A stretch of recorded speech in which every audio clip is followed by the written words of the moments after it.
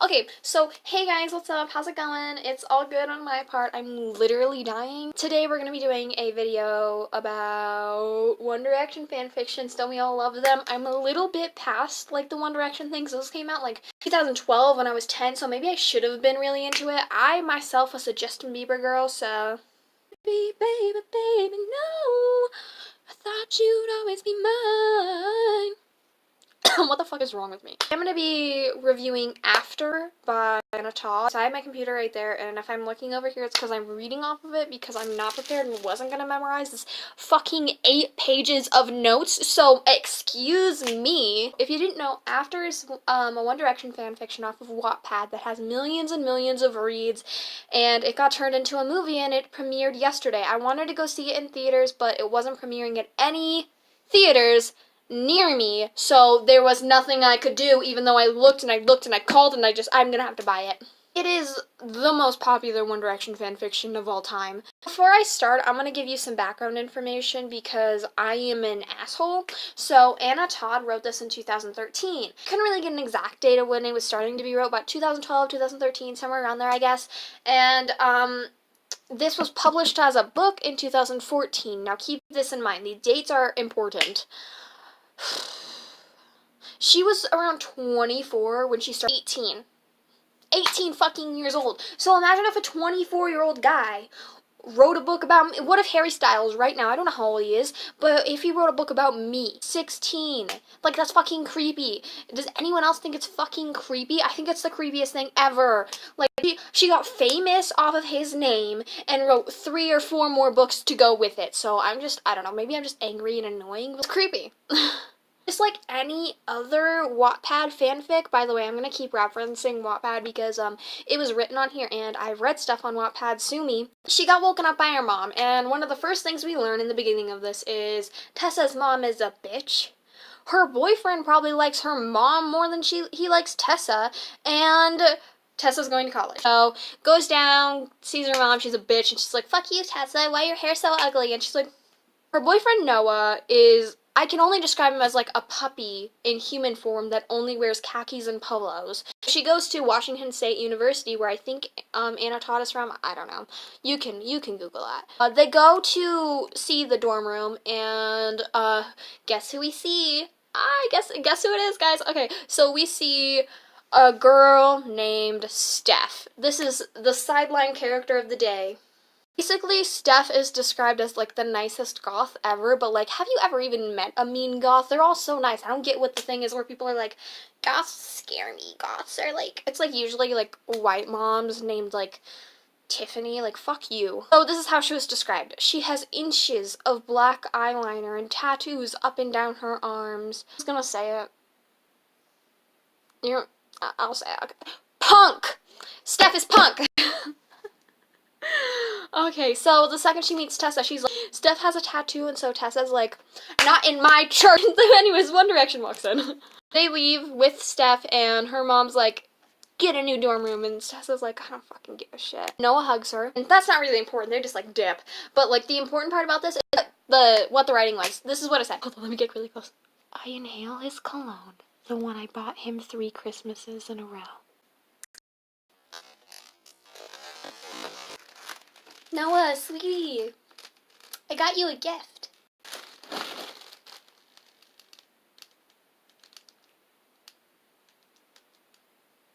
Thanks. Who the fuck gives them the same gift for 3 years in a row? Who does that? Only insane people do that. Okay, anyways. So at this college, there's co-ed showers. She walks back in her room with a towel, and Harry's there, and she's like, what the fuck are you doing here?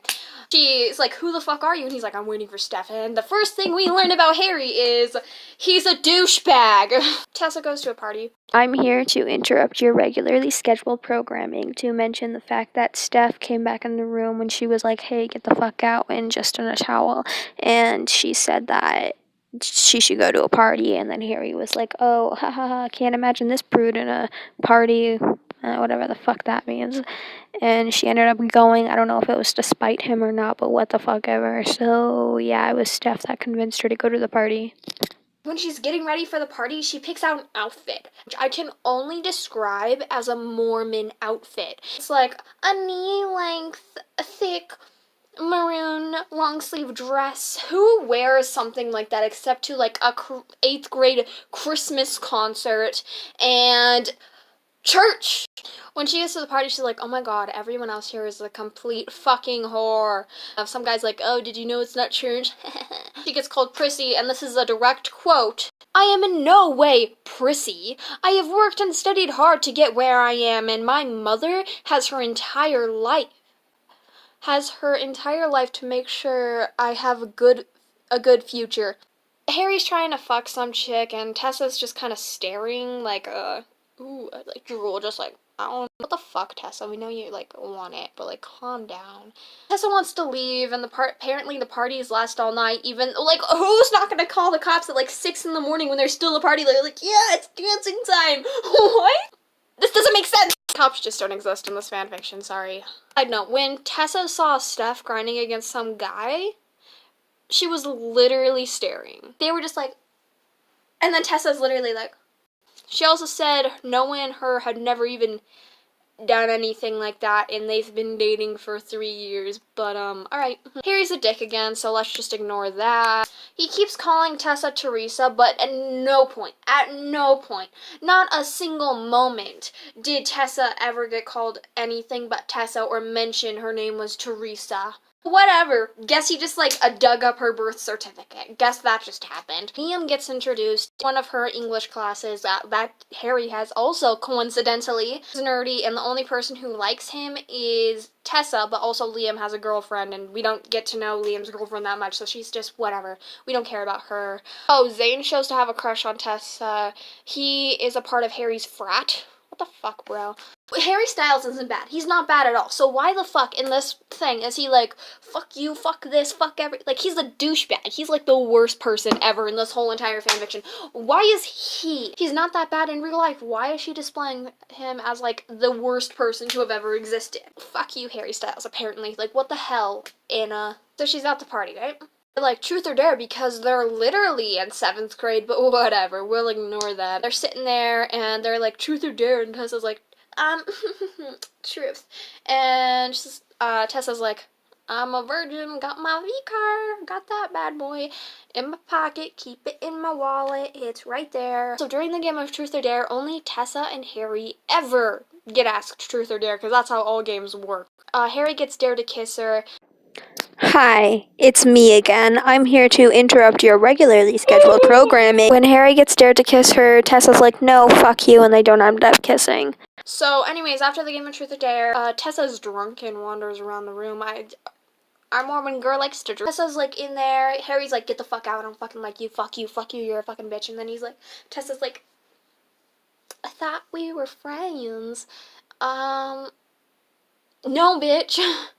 She was, like, he's literally been an asshole to you this whole time, and you're like, I've already made the friendship bracelets. Like, oh my god, shut the fuck up, shut the fuck up. Well, Harry's like, you're a priss, you're uptight, and you have a terrible sense of style. Tessa says she's not, but, like, we've seen what she's been wearing. Like, here's like, an image of the closest thing I could find to what she was wearing. Tessa responds by saying, you don't know anything about my life, and she mentions the fact that she has an alcoholic father that abandoned her. Because, like, why not, I guess? That literally has nothing to do with the story, but, like, no reason to add that in there. But alright, Anna. Gotta have that sad backstory, am I right? She ends up staying the night, and they bond. That night, she almost gets, raped. And Harry saves the day, and they make out and go to the police. They're just like... During the party, Tessa wasn't talking to her boyfriend. She was just grinding against Harry the whole time, so, like, that's cute.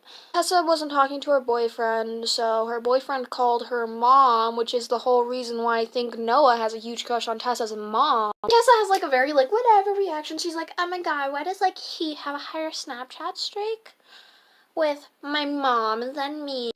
Hi, it's me again. I'm here to say at this point it was the next morning and she went back to her dorm where she found her mom and Noah because her mom was worried after she wasn't answering her phone calls. Harry shows up and then they just make out in their dorm, and then Steph walks in and she's like, hey!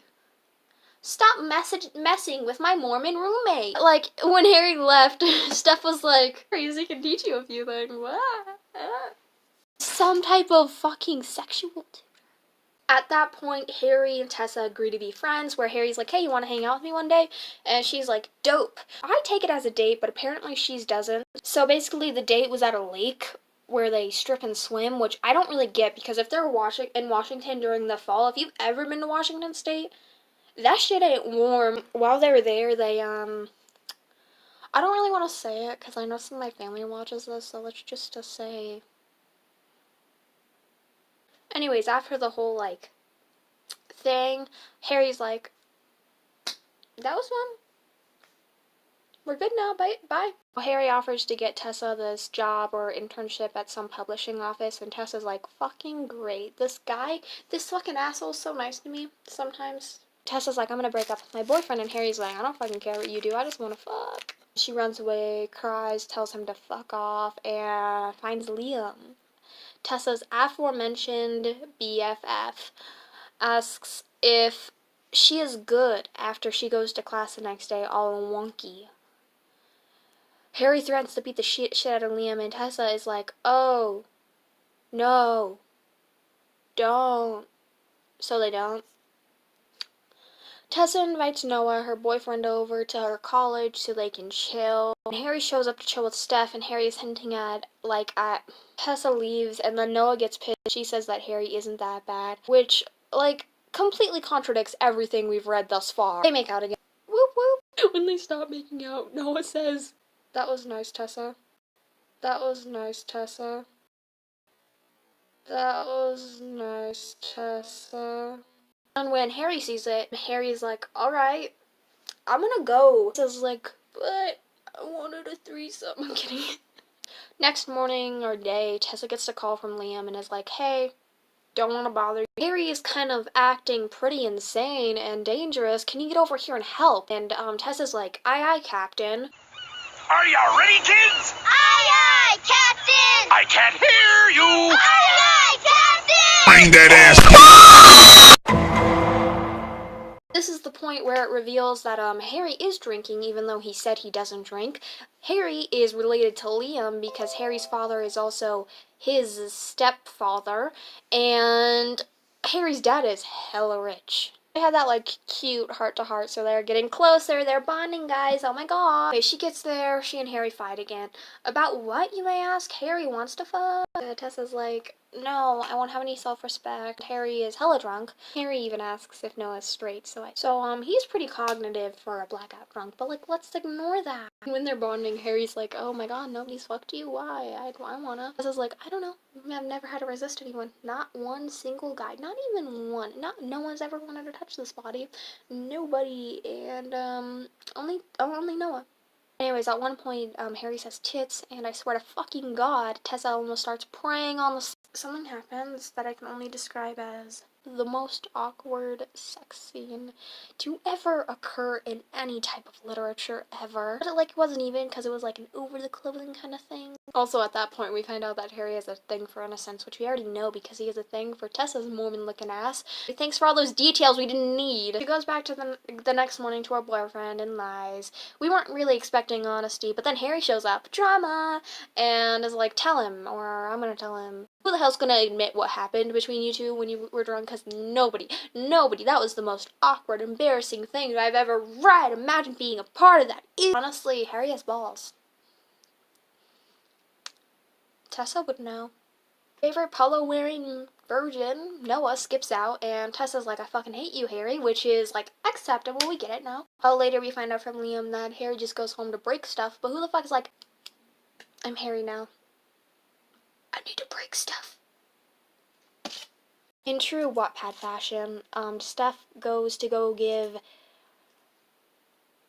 Tessa a makeover so they can go to a party. So they show up and the rest of the 1D crew is there, and Harry's with another girl. When they get ready to leave, Harry's like, I'll take Tessa home. People are like, no, we got it. And then Harry's like, I'm gonna fucking take Tessa home. People are like, alright, don't break my stuff. They're in the car. She's like, I fucking hate you. And he's like, well, you got in the car. When she gets home, she calls Noah and is like, yo, sorry, bro. And he is like, as long as you stay away from the bad boy, hot guy, bro. And Tessa's like, of course, I love you. Harry shows up drunk at her dorm, and for someone who doesn't drink, he sure fucking drinks a lot. They watch a movie and cuddle a little. Like, I love Noah. They get into this weird thing where she's like, you always make me cry. And he's like, I don't mean to. When he's like, fucking, you're like, you have a terrible sense of style. You're a priss. You're a bitch. Fuck you, Tessa. The next day, they go look at cars together, and there's this one part where Tessa's like, Harry is the most fucking hot person I've ever met in my life. He's like, oh yeah, no. Him too. Running into Noah's dad, who isn't mean or anything, but Harry's like, fuck you, old man, and he's like, do you guys want to come over to dinner? And Tessa's like, yeah. Who goes to have dinner at the place with the person they're having affairs with parents without the person when they have a boyfriend? Who does that? Oh, who does that? Tessa, our favorite Mormon of the year, Tessa. She gets home and stuff's like, what's going on with you and Harry? And Tessa tells her everything. She gets picked up by Harry to go to his parents' house, and they have a screaming match, like every other healthy relationship has. Harry decides to stay to have dinner with his parents that he doesn't talk to. When they're there, Tessa gets a lot of food, and Harry, of course, goes, sorry, I gotta do this in a British accent, hold on. Would love me a girl who can eat, not like other girls. And as we mentioned before, Harry wanted to get her a job at some prestigious internship, whatever. Harry's father's like, I can do that, and Harry is like, fuck. Harry storms off. Tessa goes to look for him. They have an argument and end up making out in the backyard, but Liam finds them and notices that their tongues are down each other's throats. They go back inside. Tessa helps her stepmom with the dishes, and while they're doing that, the stepmom's like, Harry's not a bad guy, he just, needs someone good like you. Like, where the hell am I supposed to find out he's a good guy? There's not one single point where I'm like, you know what, Harry isn't that bad. He's terrible. Behind that brooding, manipulative assholeness, there's douchiness. But behind that, there's just one little shriveled up heart. End up in Harry's bedroom. Harry's like, ooh la la. Hello, can't get any more, yeah? And Tessa's like, I am a child of Jesus. This Christian ass ain't taking off any clothes, except they do. So at a dinner party, they're like upstairs in his room, like the walls are soundproof, just go in and they don't go full. Remain intact, don't worry. Tessa, our sweet little Jesus girl, can't bake it, asks Harry's mom to teach her how to bake, and Harry's mom's like, yeah! So she ends up staying the night for whatever reason. In the night, she wakes up in not Harry's room. So she wakes up, she goes to look at Harry's room because he's screaming and he's having nightmares like any Wattpad boy classic. My phone's out of storage, so I can't really finish this. Well, I can't anyways because I don't have anything else written because I didn't finish reading it because it's so terrible. I read it before by myself, but it's so much harder when you have to take notes while doing it because it's actually kind of hellish. So if you want a second part to this, just let me know and I'll finish it because I got about halfway through. So if you like this, let me know down below and I'll finish it. Other than that, this is over. I hope you really, really enjoyed this.